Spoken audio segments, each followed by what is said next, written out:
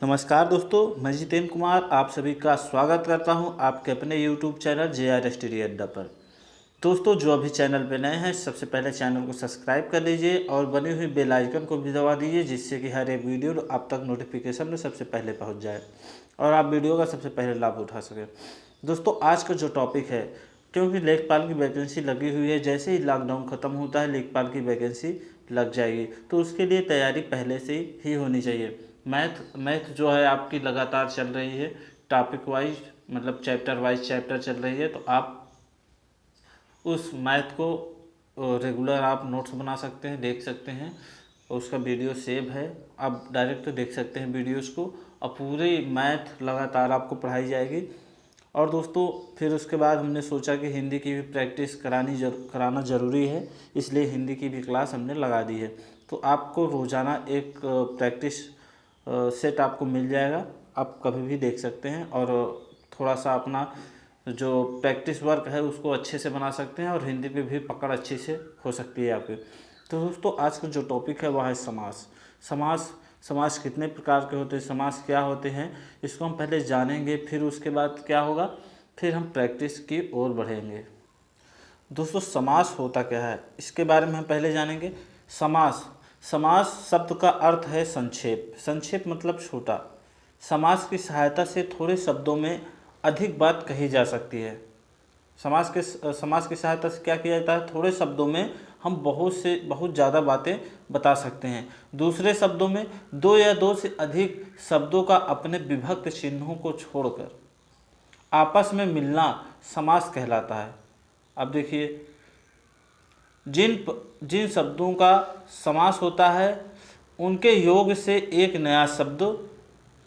नया ही शब्द बन जाता है। ऐसे शब्दों को समस्त या सामासिक पद कहा जाता है। दोस्तों, जैसे राजा का भवन, राजभवन, यहाँ राजा और भवन दो शब्द हैं। ये शब्द अपने विभक्ति को छोड़कर मिल जाते हैं और इनके योग से एक नया शब्द बनता है, राजभवन। अब देखिए दोस्तों, यहाँ पे समास के कितने भेद होते हैं, 3 भेद होते हैं। दोस्तों ध्यान दीजिएगा। पहला जो है दोस्तों, पहला हमारा होता है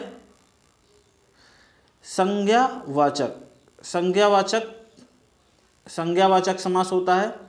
दूसरा हमारा होता है विशेषणवाचक होता है दोस्तों। और तीसरा जो हमारा होता है क्रिया विशेषण वाचक समास। तो दोस्तों, यहाँ पे प्रैक्टिस है तो बहुत ज़्यादा नहीं बताया जा सकता, बस मेन चीज़ें आपको बताई जा सकती हैं। समास के कितने रूप होते हैं, समास के 4 रूप होते हैं। अव्ययी भाव समास, तत्पुरुष, बहुव्रीहि और द्वंद्व समास, ये 4 समास आपके मुख्य समास है। इनमें हर समास में अलग अलग पार्ट्स हैं। तो दोस्तों, हम क्या करते हैं, क्वेश्चन को सॉल्व करते हैं, क्योंकि प्रैक्टिस है तो प्रैक्टिस में बहुत ज़्यादा नहीं बताया जा सकता। तो आप देख सकते हैं यहाँ हमारा जो पहला क्वेश्चन है, नीलकमल में कौन सा समास है। तो नीलकमल में हमारा बहुव्रीहि, तत्पुरुष, कर्मधारय, द्वंद्व। तो यहाँ पे हमारा कर्मधारय नील और कमल, नीला है जो कमल, तो यहाँ पे हमारा जो है 3rd नंबर हो जाएगा कर्मधारय। चतुर्युग में कौन सा समास है दोस्तों, द्विग, द्वंद्व, बहुव्रीहि, तत्पुरुष। तो यहाँ पे क्या हो जाएगा आपका, ध्यान दीजिएगा दोस्तों, यहाँ पे चतुर्युग है मतलब जिसमें संख्यावाचक चीज़ें दी गई हैं, जैसे 3, 4, तिर्यक या त्रिलोचन, ये सब चीज़ें, पंचवटी। तो जहाँ पे आगे संख्या दी गई हो, कोई अंक जैसे 5, 6, 7 कुछ भी ऐसे करके दिया हो, तो वहाँ पे हमेशा क्या होता है, द्विग समास होता है। कुछ अपवाद होते हैं जो बहुब्री भी होते हैं, ध्यान दीजिएगा, द्विग समास होगा आपका। तो यहाँ पे सेकंड क्वेश्चन है, नागार्जुन में कौन सा समास है। सॉरी दोस्तों, यहाँ पे कृष्णार्जुन में कौन सा समास है दोस्तों, तो यहाँ पे आपका द्वंद्व समास है, क्योंकि कृष्ण और अर्जुन को मिला के क्या बनाया गया है, कृष्णा अर्जुन। तो अगला क्वेश्चन लेते हैं, 10 मुख में कौन सा समास है दोस्तों आपका, तो 10 मुख में आपका तत्पुरुष, कर्मधारय, बहुब्रीहि, द्वंद्व यहाँ पे ऑप्शन दिया गया है, तो हमारा हो जाएगा बहुब्रीहि। 10 हैं मुख जिसके, अर्थात राम वही दशानन जिसको बोलते हैं। चक्रपाणि, चक्रपाणि बहुब्रीहि है, कर्मधारा है, तत्पुरुष है, द्वंद्व है, कौन सा होगा दोस्तों यहाँ पे? हमारा हो जाएगा द्वंद्व, चक्रपाणि। प्रतिदिन में कौन सा समास है दोस्तों? सॉरी दोस्तों, यहाँ पे आपका चक्रपाणि में होगा बहुब्रीहि समास, ध्यान दीजिएगा। और सेकंड क्वेश्चन आपका आ गया प्रतिदिन, प्रतिदिन में कौन सा समास है? तत्पुरुष है, कर्मधारय है, बहुब्रीहि है, अव्ययी भाव है, तो आपका यहाँ पे हो जाएगा अव्ययी भाव समास। नेक्स्ट क्वेश्चन पुरुषोत्तम, पुरुषोत्तम में कौन सा समास है? द्वंद्व है, कर्मधारय है, बहुब्रीहि है, द्विगु है, कौन सा समास है यहाँ पे? यहाँ पे हमारा थर्ड हो जाएगा बहुब्रीहि। पुरुषों में उत्तम। यथासाध्य, यथासाध्य में कौन सा आपका समास है? तत्पुरुष, अव्ययी भाव, बहुब्रीहि, द्वंद्व। अव्ययी भाव समास है, ध्यान दीजिएगा। जितना ज़्यादा आप पढ़ेंगे, पढ़ने के बाद आप प्रैक्टिस करेंगे, आपकी जो सेल्फ को चेक करने व जांचने का, परखने का अपने आप को एक बेहतरीन इसमें फ़ायदा होता है, जिससे कि आपका भय ख़त्म हो जाता है और आप अच्छे से क्वेश्चन को पुटअप कर सकते हैं और समझ सकते हैं। वीर पुरुष, वीर पुरुष में कौन सा समास है? वीर पुरुष में आपका यहाँ पे तत्पुरुष होगा, ध्यान दीजिए। अगला पीताम्बर, पीताम्बर तो आपको पता होगा, बहुत बार क्वेश्चन में आ चुका है। तो पीताम्बर में कौन सा समास है हमारा? तो डायरेक्ट इसको हम बताते हैं बहुब्रीहि समास, बहुत इंपॉर्टेंट है। रसोई घर दीर्घ और थोड़ा बहुब्रीहि में दोस्तों कुछ में अपवाद हैं, जिनको हम बाद में ले लेंगे।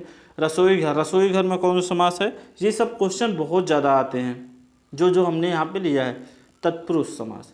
जितने भी क्वेश्चन यहाँ पे लिए गए हैं ये सब क्या है? प्रीवियस ईयर के क्वेश्चन हैं। तो दोस्तों आप वीडियो को जल्दी से जल्दी लाइक कर दीजिए, शेयर कर दीजिए। निधड़क, निधड़क में कौन सा समास है दोस्तों? तत्पुरुष, द्विगु, अव्ययी भाव, कर्मधारय। तो आपका जो समास है यहाँ पे वह अव्ययी भाव। नेक्स्ट क्वेश्चन लेते हैं। धीरे धीरे, धीरे धीरे में कौन समास है? बहुत ही आसान है, धीरे धीरे में आपका हो जाएगा यहाँ पे अव्ययी भाव। अगला क्वेश्चन में प्रत्येक, प्रत्येक में कौन सा समास है? बहुब्रीहि, तत्पुरुष, द्विगु समास, अव्ययी भाव। कौन सा हो जाएगा? अब जल्दी टिक करिए, यहाँ पे हमारा हो जाएगा अव्ययी भाव समास। नेक्स्ट क्वेश्चन लेते हैं। आशातीत, आशातीत में कौन सा समास है? तत्पुरुष समास, ध्यान दीजिएगा। कपड़ क्षण, कपड़ क्षण में कौन सा समास है? तत्पुरुष, अव्ययी भाव, कर्मधारय, द्विगु, कौन सा समास है? जल्दी से आप बताइए। तो यहाँ पे कपड़ क्षण में आपका फर्स्ट होगा तत्पुरुष समास। नेक्स्ट करते हैं कामचोर, कामचोर में कौन सा समास होगा? अव्ययी भाव, बहुब्रीहि, तत्पुरुष, द्वंद्व समास, कौन सा होगा आपका? जल्दी से टिक करिए, यहाँ पे कामचोर में आपका तत्पुरुष समास हो जाएगा। नेक्स्ट क्वेश्चन लेते हैं। आप बीती, आप बीती में कौन सा समास होगा? अव्ययी भाव, कर्मधारय, द्वंद्व, तत्पुरुष, कौन सा होगा? तत्पुरुष होगा, जल्दी टिक करिए। नेक्स्ट क्वेश्चन लेते हैं। वशीकरण, वशीकरण में कौन समास? बहुब्रीहि, कर्मधारय, द्विगु, तत्पुरुष। तो वशीकरण में हमारा हो जाएगा तत्पुरुष। नेक्स्ट क्वेश्चन लेते हैं। भला मानस, भला मानस में कौन सा समास है? कर्मधारय, तत्पुरुष, द्विगु या द्वंद्व। तो भला मानस में आपका हो जाएगा कर्मधारय। नेक्स्ट क्वेश्चन लेते हैं। अधमरा, अधमरा में कौन सा समास है? फर्स्ट है कर्मधारय। अगला लेते हैं रात दिन, ये तो आपको पता होना चाहिए, बहुत ही मस्त क्वेश्चन है और ये पूछा जा चुका है क्वेश्चन यूपी ट्रिपल एससी में। तो आपका यहाँ पे द्वंद हो जाएगा। जैसे माता पिता, राजा रानी, ये सब क्या होता है, दाल रोटी, ये सब क्या है, ये सब द्वंद में आते हैं। और द्वंद्व का जो पहचान होता है, ये निशान जो है, ये बीच वाला जो है, यही द्वंद्व का आपका निशान है। इससे हम अधिकतर क्वेश्चन को पता कर पाते हैं कि ये द्वंद्व समास है। कपड़े लत्ते, कपड़े लत्ते में कौन सा समास है, द्वंद्व समास। ध्यान दीजिएगा, कभी कभी वो मार्क नहीं लगा रहता। राजा रानी, अब देखिए यहाँ पे भी एक में कर दिया गया है, तो राजा रानी में कौन सा समास है, द्वंद्व समास। हमने बताया ना राजा रानी, कभी कभी ऐसे दिया रहता है राजा रानी, राजा रानी में कौन समास है, तो द्वंद्व समास।